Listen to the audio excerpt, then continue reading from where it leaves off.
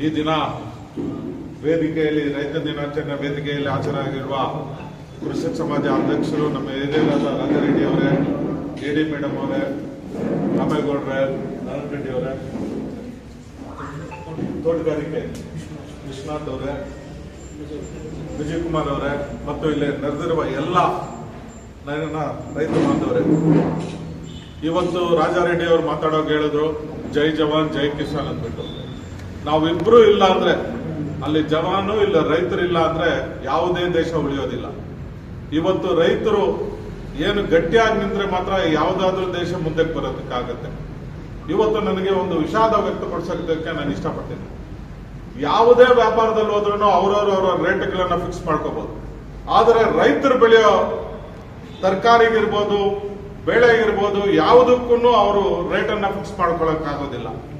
ಇವತ್ತು ನಾವೆಲ್ಲರೂ ಒಂದಾಗ್ವಿ ಈ ಸರ್ಕಾರಗಳ ಮೇಲೆ, ರಾಜ್ಯ ಸರ್ಕಾರ ಇರ್ಬೋದು, ಕೇಂದ್ರ ಸರ್ಕಾರ ಇರ್ಬೋದು, ರೈತರಿಗೆ ಅವರು ಬೆಳೆಯೋ ಬೆಳೆಕ್ಕೆ ಅವರೇ ರೇಟ್ ಫಿಕ್ಸ್ ಮಾಡೋದೊಂದು ಕಾಯ್ದೆಯನ್ನ ತಗೊಂಡ್ಬರ್ಬೇಕಂದ್ಬಿಟ್ಟು ನಾವೆಲ್ಲರೂ ಒತ್ತಾಯ ಮಾಡಿದ್ರೆ ಮಾತ್ರ ನಾವೆಲ್ಲರೂ ರೈತರು ಇವತ್ತು ಉಳಿಯೋಕೆ ಆಗೋದೊಂದು ಹೇಳೋಕೆ ನಾನು ಇಷ್ಟಪಡ್ತೀನಿ. ಇವತ್ತು ನಾವು ರೈತರಿಲ್ಲದೆ ಇದ್ರೆ, ಇವತ್ತು ಅನ್ನ ಹಾಕೋರಿಲ್ಲ ಅಂದ್ರೆ ಯಾರು ಉಳಿಯೋಕ್ಕಾಗಲ್ಲ. ನಮ್ಮ ದೇಶದಲ್ಲಿ, ಭಾರತ ದೇಶದಲ್ಲಿ 80% ರೈತರಿದ್ದಾರೆ. ಬರೀ 20% ಬಿಸ್ನೆಸ್ ಅವರು ಇರ್ಬೋದು, ಇಂಡಸ್ಟ್ರಿ ಅವರು ಇರ್ಬೋದು, ಇವರು ಇರ್ಬೋದು. 80ರಿಂದ 85% ರೈತರೇ ನಮ್ಮ ದೇಶದ ಬೆನ್ನೆಲುಬಾಗಿ ಇವಾಗ ದುಡಿತಾ ಇದ್ದೀವಿ. ಇದರೆಲ್ಲ ವಿಶೇಷವಾಗಿ ನಾವು ತಗೊಂಡು ಏನ್ ರಾಜಾರೆಡ್ಡಿ ಅವರು ಕೆಮಿಕಲ್ಸ್ ಅನ್ನ ಬಿಟ್ಟು ನಾವು ಸಾವಯವ ಒಂದು ಗೊಬ್ಬರಗಳನ್ನ ಯೂಸ್ ಮಾಡಿಕೊಂಡು ಇವತ್ತು ಗೊಬ್ಬರವನ್ನು ಯೂಸ್ ಮಾಡಿಕೊಂಡು ನಾವು ಫಲವತ್ತಾದ ಒಂದು ತರಕಾರಿಯನ್ನು ಇರ್ಬೋದು, ಹಣ್ಣು ಹಂಪಲುಗಳನ್ನಿರ್ಬೋದು, ಇದನ್ನೆಲ್ಲ ಮಾಡ್ಬೇಕಂದ್ಬಿಟ್ಟು ನಿಮ್ಮಲ್ಲಿ ನಾನು ಮನವಿ ಮಾಡ್ಕೊಂತೀನಿ. ಮುಂದಿನ ದಿನಗಳಲ್ಲಿ ಯಾವತ್ತಾದ್ರೂ ನಾನು ಒಂದು ಕೃಷಿಕ ಸಮಾಜದ ಜಿಲ್ಲಾ ನಿರ್ದೇಶಕನಾಗಿದ್ದೀನಿ, ಅಧ್ಯಕ್ಷರಿದ್ದಾರೆ. ನಾವೆಲ್ಲರೂ ನಿಮ್ ಜೊತೆಯಲ್ಲಿ ಇರ್ತೀವಿ. ನಮ್ಮ ಶಾಸಕ ನಾರಾಯಣ ಸ್ವಾಮಿ ಅವರು ಇರ್ತಾರೆ. ನಾವೆಲ್ಲರೂ ನೀವು ಏನೇ ಕೆಲಸ ಹೇಳಿದ್ರು ನಾವೆಲ್ಲರೂ ನಿಮ್ ಜೊತೆಯಲ್ಲಿ ಇದ್ಕೊಂಡು ರೈತರ ಪರವಾಗಿ ನಾವು ಕೆಲಸ ಮಾಡ್ತೀನಿ ಅಂತ ಹೇಳ್ತಾ ನನ್ನ 2 ಮಾತನ್ನು ಮುಗಿಸ್ತೀನಿ. ಜೈ ಹಿಂದ್, ಜೈ ಕರ್ನಾಟಕ. ವೇದಿಕೆ ಮುಂಭಾಗದಿಂದ ಎಲ್ಲ ನನ್ನ ಅಣ್ಣ ತಮ್ಮ ರೈತರ ಬಂಧುಗಳೇ, ವೇದಿಕೆ ಬಂದಂಥ ಎಡಿ ಮೇಡಮ್ ಅವರೇ, ನಮ್ಮ ಅಧ್ಯಕ್ಷರಾದ ರಾಜಾರೆಡ್ಡಿನವರೇ, ನಮ್ಮ ಚಂದ್ರರೆಡ್ಡಿನವರೇ, ಮತ್ತು ನಮ್ಮ ನಾರಾಯಣ ಅವರೇ, ವಿಶ್ವನಾಥ್ ಅವರೇ ಮತ್ತು ವಿಜಯ್ ಕುಮಾರ್ನವರೇ, ಇವತ್ತು ಇಡೀ ದೇಶದಲ್ಲಿ ರೈತ ದಿನಾಚರಣೆ ಅಂತೇಳಿ ಇವತ್ತು ಆಚರಣೆ ಇದೆ.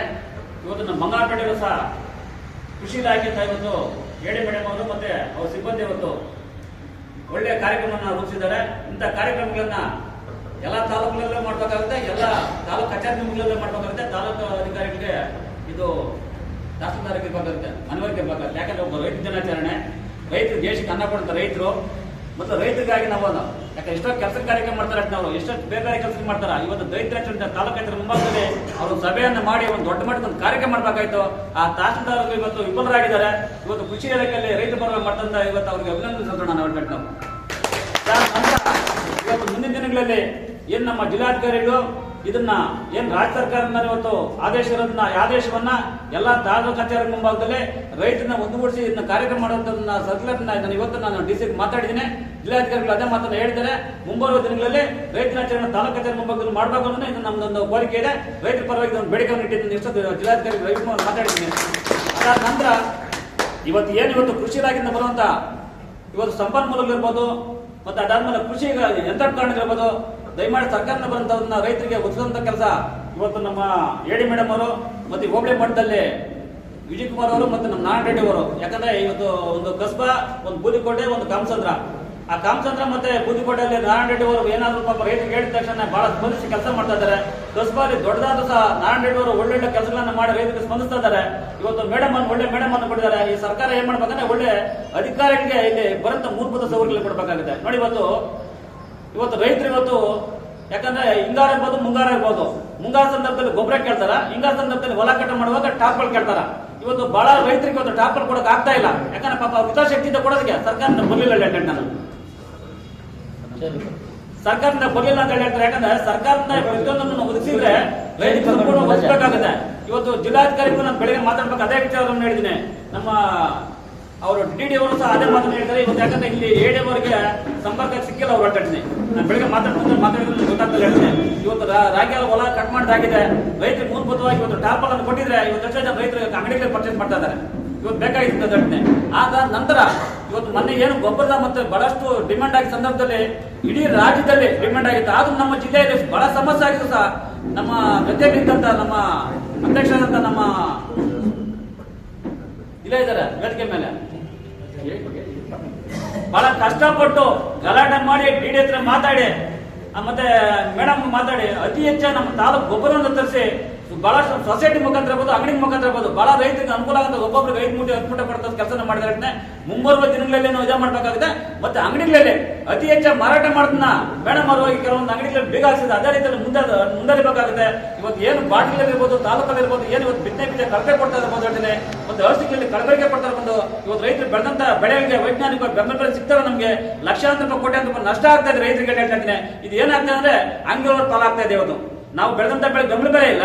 ಅಂಗಡಿಯವರು ಅವರು ಕೀಟನಾಶಕ ಅದು ಒಳ್ಳೇದು ಕೊಡ್ತಾರೆ, ಗುಣಮಟ್ಟದ ಕೊಡ್ತಾರೆ, ಕಳಪೆ ಕೊಡ್ತಾರೆ ಗೊತ್ತಾಗ್ತಾರೆ ಹೇಳ್ತೀನಿ. ನಮ್ ಬೆಳೆ ಸಂಪೂರ್ಣವಾಗಿ ಆಗ್ತಲ್ಲ. ಅಂತ ಸಂದರ್ಭದಲ್ಲಿ ಮೇಡಮ್ ಅವರು ಇನ್ನೊಂದು ಬಾರಿ ಅವ್ರನ್ನ ಅಂಗಡಿ ಮೇಲೆ ದಾಳಿ ಮಾಡಿ ಯಾರು ಕೀಟನಾಶಕಗಳನ್ನ ಸಂಪೂರ್ಣವಾಗಿ ಒಳ್ಳೆ ಗುಣಮಟ್ಟದ ಮಾರಾಟ ಮಾಡ್ತಾರಲ್ಲ ಅವ್ರ ಅಂಗಡಿ ಲೈಸೆನ್ಸ್ ರದ್ದು ಮಾಡಬೇಕಂತ ನಾನು ಕೇಳಕ್ಕೆ ಇಷ್ಟಪಡ್ತೀನಿ. ಮಾತಾಡೋದಕ್ಕೆ ಅವಶ್ಯಕತೆ ಎಲ್ಲ ಮತ್ತು ನಾನು ಮಾತನ್ನು ಮುಗಿಸ್ತಾ ಇದ್ದೀನಿ. ಬೇಕಾಗಿರೋ ಗೊಬ್ಬರಗಳು, ಅದಕ್ಕೆ ಬೇಕಾಗಿರೋ ಔಷಧಿಗಳನ್ನ ಬರೀ ಅದ್ರ ಮೇಲೆನೆ ಡಿಪೆಂಡ್ ಆಗ್ತಿದೀವಿ. ಈಗ ಯಾವುದೋ ಒಂದು ಬೆಳೆ ಬೆಳಿತಿದೀವಿ ಅಂತಂದ್ರೆ ಅದನ್ನ ನಾವು ಇಂಟಿಗ್ರೇಟೆಡ್ ಅಪ್ರೋಚ್ ಅಲ್ಲಿ ಯೋಚನೆ ಮಾಡಬೇಕು. ಅಂತಂದ್ರೆ ಕೊಟ್ಟಿಗೆ ಗೊಬ್ಬರನೂ ಹಾಕ್ಬೇಕು, ಯೂರಿಯಾನೂ ಹಾಕ್ಬೇಕು, ಹಸಿರೆಲೆ ಬೀಜ ತಗೊಂಡ್ ಬಂದು ಹಸಿರೆಲೆ ಬೀಜನೂ ಹಾಕಿ ಒಂದು ಬೆಳೆನ ತಗೊಳ್ಳೋ ಅಂತ ಯೋಚನೆ ಮಾಡಬೇಕು. ಇದೆಲ್ಲ ನಮ್ಮ ತಾತ ಮುತ್ತಾತರ ಕಾಲದಿಂದಲೂ ಇರೋಂಥ ಪದ್ಧತಿ. ಆದ್ರೆ ಹಳೆ ಪದ್ಧತಿಗಳನ್ನ ಮರೆತು ನಾವು ಬರೀ ಒಂದೇ ಪದ್ಧತಿ ಈಗ ಪ್ರೆಸೆಂಟ್ ಸಿಚುವೇಶನ್ ಅಲ್ಲಿ ಇದು ಯಾವ ಕಡೆಗೆ ಸಾಕ್ತಿದೆ ಅಂತಂದ್ರೆ ಆವಾಗ ಕ್ಯಾನ್ಸರ್ ಅನ್ನೋ ರೋಗಗಳು ನಮಗೆ ಎಲ್ಲೋ ಒಂದ್ ತಾಲೂಕು ಅಥವಾ ಜಿಲ್ಲೆಯಲ್ಲೋ ಅಥವಾ ಹಿಂಗ್ ಕಾಣಿಸ್ತಿತ್ತು. ಈಗ ಮನೆ ಮನೆಗೂ ಕಾಣಿಸುವಂತ ಪರಿಸ್ಥಿತಿ ಬರ್ತಾ ಇದೆ. ಕಾರಣ ಏನು ಅಂತಂದ್ರೆ ನಾವು ಬಳಸ್ತಿರೋಂತ ಔಷಧಿಗಳು. ಈಗ ಹೌದು, ಔಷಧಿಗಳ ಅಂಗಡಿಗಳಿಗೆ ಹೋಗ್ತೀರಾ, ಅವ್ರು ಕೊಡೋಂಥವನ್ನೆಲ್ಲ ನೀವ್ ಯಾಕೆ ಅಕ್ಸೆಪ್ಟ್ ಮಾಡ್ತೀರಾ? ನಾವು ಅಧಿಕಾರಿಗಳು ನಮ್ಮ ಪ್ರಯತ್ನದಲ್ಲಿ ನಾವ್ ಏನ್ ಮಾಡ್ಬೇಕು ಅದನ್ನೆಲ್ಲ ಮಾಡ್ತಿರ್ತೀವಿ. ಯಾರು ಮುಗಿಸ್ಬಿಡ್ತೀವಿ. ಯಾರು ಬಿಲ್ಗಳು ತಗೊಳ್ಳಲ್ಲ. ಬರ್ತವೆ ಕಂಪ್ಲೇಂಟ್ಸ್, ನಾವು ಅವ್ರ ಮೇಲೆ ಆಕ್ಷನ್ ತಗೋಬೇಕು. ಖಂಡಿತವಾಗ್ಲೂ ನಾವು ಹೋಗ್ತೀವಿ, ರೈಡು ಮಾಡ್ತೀವಿ. ನಮ್ಮ ನಿಟ್ಟಿನಲ್ಲಿ ನಮ್ಮ ಅಧಿಕಾರದ ವ್ಯಾಪ್ತಿಯಲ್ಲಿ ಕಾನೂನುಗಳಿಗೆ ಏನ್ ಬರ್ತವೋ ಅವೆಲ್ಲ ನಾವು ಮಾಡ್ತಿರ್ತೀವಿ.